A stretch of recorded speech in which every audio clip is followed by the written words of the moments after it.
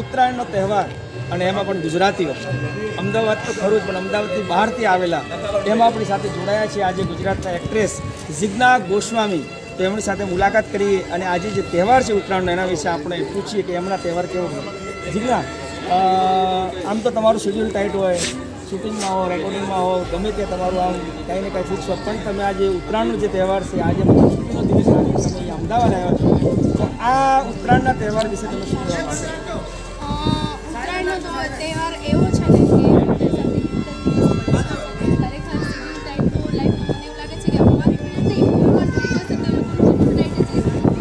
પણ એક આજનો દિવસ છે તહેવારના તરીકે જોવા જઈએ તો પણ છે જ, પણ ધાર્મિક તહેવાર પણ કહેવામાં આવે છે. મકર આજે જે સૂર્ય છે એ મકર રાશિમાં પ્રવેશ કરે છે. આજનો જે સવારનો માહોલ છે આપણા માટે તડકો છે એ આપણા શરીર માટે બેસ્ટ છે. આજે આપણે આમ તો જોઈએ તો ચશ્મા પહેરીને પતંગ ચગાવીએ છીએ, પણ ખરેખર આજે ચશ્મા ના પહેરવા જોઈએ.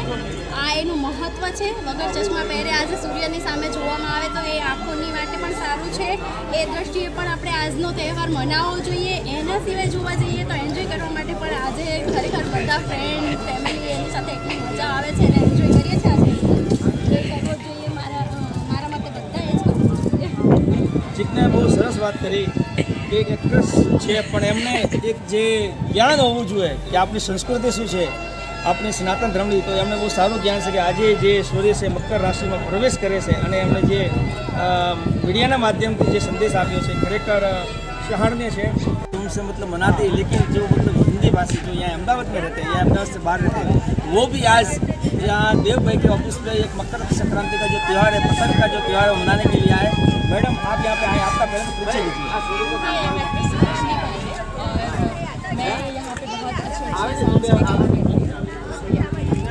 आपको ये जो मकर संक्रांति का त्यौहार जैसे कि गुजरात में उत्तरायण बोलते हैं, तो ये आपको मतलब कि ये फेस्टिवल आपको कैसा लगता है? यहाँ पे गेट टुगेदर जैसी फीलिंग आ जाती है. आप अपने दोस्तों से, इन सबसे रिलेटिव से सबसे मिल सकते हैं. बहुत ही मज़ा आता है. बहुत टाइम बाद आप लोगों से मिल पाते हैं. मोबाइल का टाइम है तो हम इतने फेस टू फेस लोगों से मिलते नहीं. तो ये वो टाइम है जब आप फेस टू फेस लोगों के साथ मिलते हैं, टाइम स्पेंड करते हैं. बहुत अच्छा लगता है. इन लोगों एक्ट्रेस लोग कैसा इतना शेड्यूल टाइट होने के बाद इनकी शूटिंग वगैरह सॉन्ग चालू होते तो भी एक फेस्टिवल को मनाने के लिए आज गेट टुगेदर के इस बार में हमको मिलना है. बहुत बहुत धन्यवाद मैडम, आपने यहाँ पे भारत में मतलब आके ये दिया और आपने ઉત્તરાયણનો તહેવાર ને એમાં પણ આજે જે લોકો જોડાયા છે અહીંયા દેવભાઈની ઓફિસની ઉપર ટેરેસ પર અને બહુ ધામધૂમથી આ પતંગનો જે ઉત્સવ છે ઉજવી રહ્યા છે. આજે આપણે મુલાકાત કરી આ બધા ભાઈબંધો. તમને ઉત્તરાયણનો તહેવાર કેવો લાગે? બહુ જબરદસ્ત લાગે ઉત્તરાયણનો તહેવાર, જબરદસ્ત. પહેલાં તો સૌથી પહેલાં તો બધા દેશવાસીઓને ઉત્તરાયણની ઘણી બધી શુભકામનાઓ. અને ઉત્તરાયણનો તહેવાર એટલે ગુજરાતીઓ માટે તો શું કહેવું, જબરદસ્ત તહેવાર છે. જબરદસ્ત તહેવાર છે. આપણે લાઈવમાં બધા જોડાયા છે અને મુલાકાત કરીએ. પેલા ઉત્તરાયણ ગમે છે કે નહીં ગમતી? ઉત્તરાયણ બહુ ગમે અને ગુજરાતીઓનો ફેવરેટ તહેવાર કહેવાય. હા. આજે બહુ એન્જોય કરી રહ્યા છીએ ગુજરાતના નામદાર લોકો સાથે. ખુશનસીબ છે કે એમની સાથે આજે તહેવાર મનાવવાનો મોકો મળી રહ્યો છે. હવે આપણે જે અહીંયા લોકો જે જોડાયા છે અહીંયા આપણે દેવભાઈના માતુશ્રી પર પધાર્યા છે. ઉત્તરાયણનો તહેવારનો જે એમના છોકરાને સપોર્ટ કરે છે કે માસી બેઠા બેઠા દોરી બાંધતા હશે, ફિરકીથી કંઈ ગાંઠમાં કાઢતા હશે યા પતંગ બાંધતા હશે.